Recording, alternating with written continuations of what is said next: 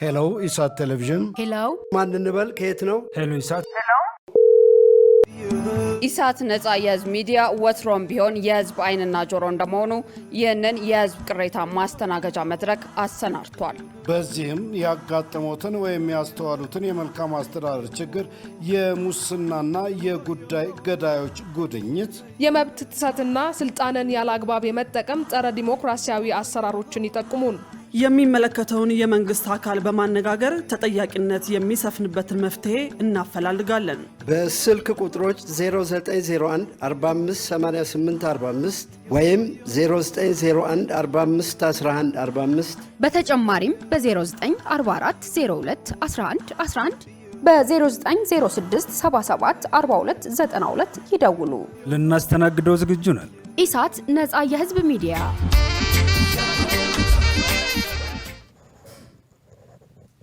ሰላም ጤና ይስጥልን ውድ ተመልካቾቻችን፣ ከኢሳት ነጻ የህዝብ ሚዲያ የሰዓቱን ዲጂታል ዜናዎች ይዤላችሁ ቀርቤያለሁ። ከዜናዎቹ ጋር መሰረት ባዩ ነኝ። አብራችሁን ቆዩ።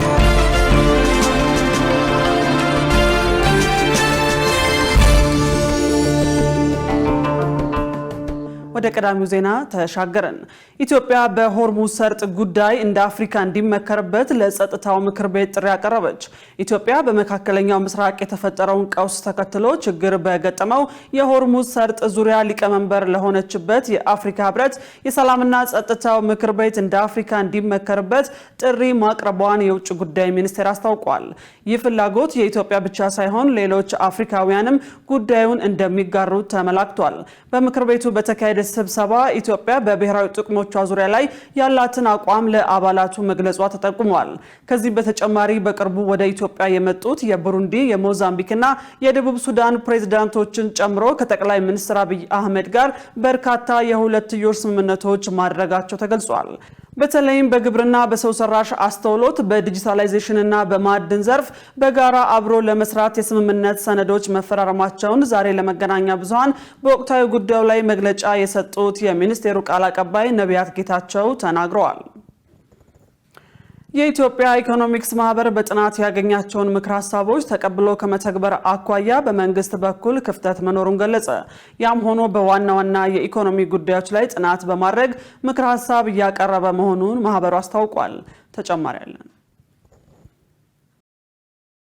የኢትዮጵያ ኢኮኖሚክስ ማህበር በሀገሪቱ ያለውን የዋጋ ግሽበት እንዲሁም በሌሎች ዋና ዋና የኢኮኖሚ ጉዳዮች ላይ ጥናት የሚያደርግ ተቋም ነው። በጥናቱ የተገኘውን ውጤትም ለመንግስትና ለሚመለከታቸው አካላት በማሳወቅ ምክር ሀሳቦችን እያቀረበ መሆኑን በማህበሩ ከፍተኛ ተመራማሪ ዶክተር ሞላ ለማየሁ ገልጸዋል። ይሁን እንጂ መንግስት ማህበሩ የሚሰጠውን ምክር ሀሳብ ተቀብሎ ከመተግበር አኳያ ክፍተት እንዳለ ተናግረዋል። በተለይም የዋጋ ግሽበትን በሚመለከት ዋና መንስኤና የመፍትሄ አቅጣጫዎችን ያመላከተ ሀሳብ ቢያቀርብም መንግስት ተቀብሎ ባለመተግበሩ ግሽበቱ ማቃለል አልተቻለም ብለዋል።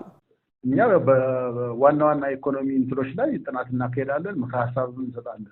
ለምሳሌ የዛሬ 3-4 ዓመት አካባቢ የኢትዮጵያ ግሽበት ዋና መንስኤው እና አሁን ያለበት ሁኔታ የሚለውን አጥንተን ለመንግስት አካላት ሁሉ ሰጠናል። መንስኤው ምን እንደሆነ መንግስት ምን ቢያደርግ እነዛ ያን ግሽበት ሊያቃልል የሚችልበትን መንገዶች ሁሉ አሳይተናል። የተወሰኑትን ተግባራዊ አድርጓል፣ ግን ሙሉ በሙሉ ተግባራዊ ስላላደረገው ያው ግሽበት ሙሉ በሙሉ መቅረፍ እንኳን ባይቻል ትንሽ ማቃለል ይቻል ነበር። ያን እየተደረገ አይደለም። በሌላ በኩል ደግሞ እንዳልኩሽ አንዳንዶች ላይ ደግሞ በተለይ እንደዚሁ የሚቃረኑ ነገሮች ሲመጡ ደግሞ ያው እንዳውም እኛን እንደ ስጋትም ያይበት እንትን አለ መንግስት። አንዳንድ የማህበሩን ጥናቶች መንግስት ተቀብሎ ተግባራዊ እንደሚያደርግ ጠቁመው አልፎ አልፎ ማህበሩን እንደ ተባባሪ ሳይሆን በስጋት እንደሚያየው ዶክተር ሞላ ገልጸዋል። የኢኮኖሚ እድገት ላይ ያለቻነውን ከሱ ጋር እንትን ብለናል፣ ተነጋግረናል፣ ግን አልተቀበሉትም። እኛ ደግሞ ይሄ የኛ ዴታ ብቻ አይደለም፣ ብሔራዊ ባንክ ያወጣው ዴታ ነው። በዚያ ተመርኩዘን ያወጣነውና ምን ላይ ነው ችግሩ ያለበት ሲንገሩት እንላቸው ይሄ ነው የሚል ነገር የለም። ግን ያው በፖለቲካውም ያመጣውን አንደብታ ስላዩ ይመስለኛል እንደዛ ያልተናሉና እንደ ምርምሩ ሁኔታ ነው። አንዳንድ ቦታ ላይ በደንብ አጋዥ ነው ብለው ይወስዳሉ። አንዳንድ ቦታ ላይ ደግሞ በተለይ ፖለቲካሊ ሴንሲቲቭ በሆኑ ኤራዎች ላይ ደግሞ እንደ ትሬትም የሚያዩበት እንደ ስጋትም የሚያዩበት ጉዳይ አለ። አንዳንዶችም በደንብ ተቀብለውም ተግባራዊ ያደርጋሉ። አንዳንዶች ላይ ደግሞ እንደውም አይ ይሄ የኛ እንትን ኢኮኖሚ የሚገልጽ አይደለም ያወጣችሁት ምናምን ማለትም አዝማሚያ አላቸው። በሀገሪቱ ጥናትና ምርምርን መነሻ በማድረግ የሚሰጡ መፍትሄዎች ከጊዜ ወደ ጊዜ እየቀነሱ እንደሆኑ መረጃዎች ያሳያሉ። የኢኖቬሽንና ቴክኖሎጂ ሚኒስትር ከዮርዳኖስ አምባሳደር ጋር በቴክኖሎጂ ልማት ላይ ትብብር ለማድረግ ተወያዩ። የኢኖቬሽንና ቴክኖሎጂ ሚኒስትር ዶክተር በለጠ ሞላ የዮርዳኖስ ንጉሳዊ መንግስት አምባሳደር አምጃድ አልሙማኒን በጽህፈት ቤታቸው ተቀብለው በሁለቱ ሀገራት የሁለትዮሽ ግንኙነትና በቴክኖሎጂ ዘርፍ ላይ ትብብር ለማድረግ ተወያይተዋል።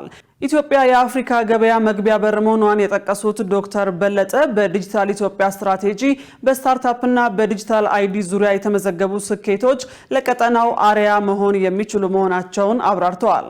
ኢትዮጵያ ያላትን ሰፊ የሰው ኃይልና ምቹ ሁኔታ ከግምት ውስጥ በማስገባት የዮርዳኖስ ባለሀብቶች በኢንቨስትመንት ዘርፍ ቢሰማሩ የሁለቱን ሀገራት ተጠቃሚነት ወደ ላቀ ደረጃ እንደሚያሸጋግረው ጥሪ አቅርበዋል። አምባሳደር አምጃድ አልሙማኒ በበኩላቸው ዮርዳኖስ ከኢትዮጵያ ጋር ያላትን አጋርነት ለማሳደግና በጋራ ፍላጎቶች ላይ በቅርበት ለመስራት ያላትን ጽኑ ቁርጠኝነት አረጋግጠዋል። ሁለቱ ወገኖች በውይይቱ ማጠቃለያ ላይ በቀጣይ የጋራ ተጠቃሚነትን የሚያረጋግጡ ይፋዊ የትብብር ስምምነት ሰነዶችን ለመፈራረም በሚያስችሉ ጉዳዮች ላይ ከስምምነት መድረሳቸውን ከተቋሙ ያገኘነው መረጃ ያመለክታል። የትምህርት ስርዓቶችን እንዳስፈላጊነቱ ሊለወጡ በሚያስችል መልኩ መንደፍ ያስፈልጋል ተባለ።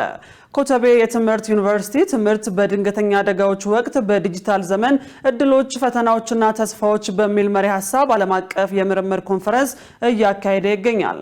የኮተቤ የትምህርት ዩኒቨርሲቲ ፕሬዝዳንት ዶክተር ተሾመ ነቃጥበብ በመድረኩ ላይ እንደገለጹት በድንገተኛ አደጋዎች የመማር ማስተማር ሂደቱ እንዳይቋረጥ የቴክኖሎጂ አማራጮች አዳዲስ እድሎችን እየፈጠሩ ነው።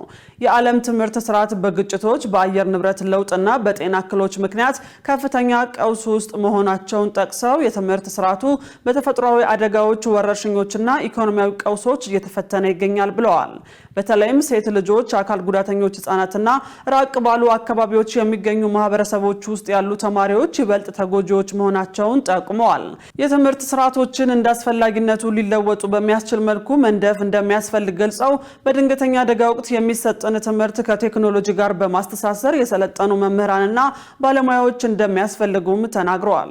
ጉባኤው ተግዳሮቶችን ለመፍታትና የትምህርት ስርዓትን ለመገንባት መልካም አጋጣሚ እንደሚፈጥርም ተመልክቷል ሲል የዘገበው ኢዜአ ነው።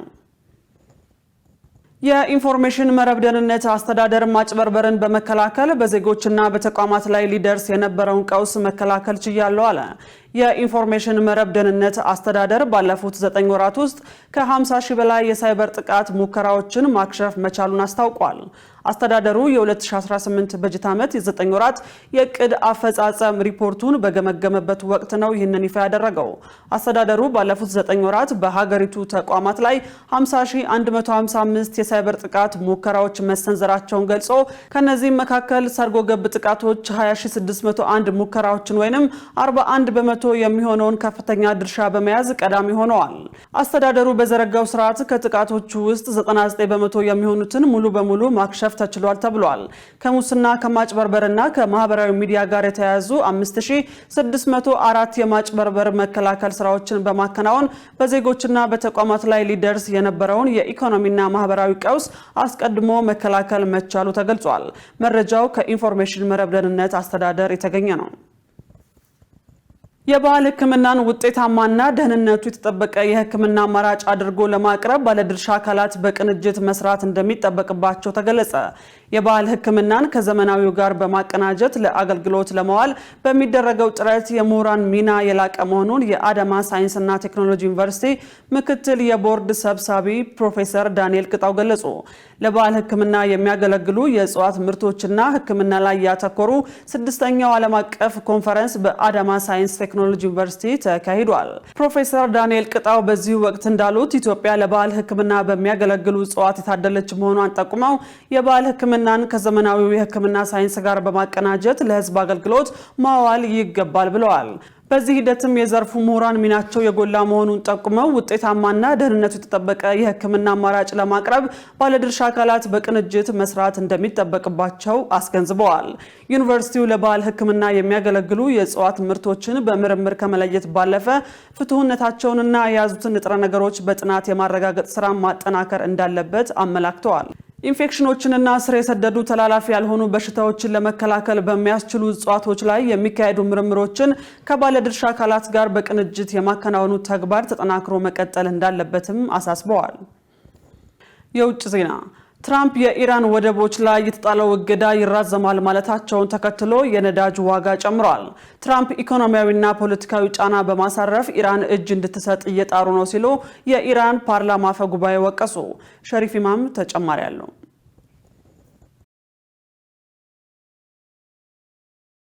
ሐሙስ ዕለት የአንድ በርሜል ድፍድፍ ነዳጅ ዋጋ $125 ገብቷል። ይህም የአሜሪካው ፕሬዝዳንት ዶናልድ ትራምፕ የኢራን ወደቦችን ለተራዘመ ጊዜ ዘግቶ ለማቆየት መወሰናቸው ከተሰማ በኋላ ነው።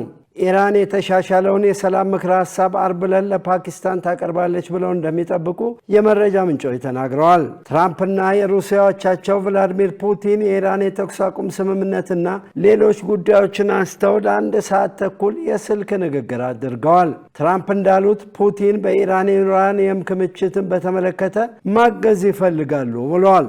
ትራምፕ እንዳሉት ከኢራን ለሚቀርብ ማንኛውም አይነት ምክረ ሐሳብ የኒውክሌር ፕሮግራማቸውን በተመለከተ ምን ያህል ርቀት ተጉዘዋል የሚለው ዋነኛ ጉዳይ ነው።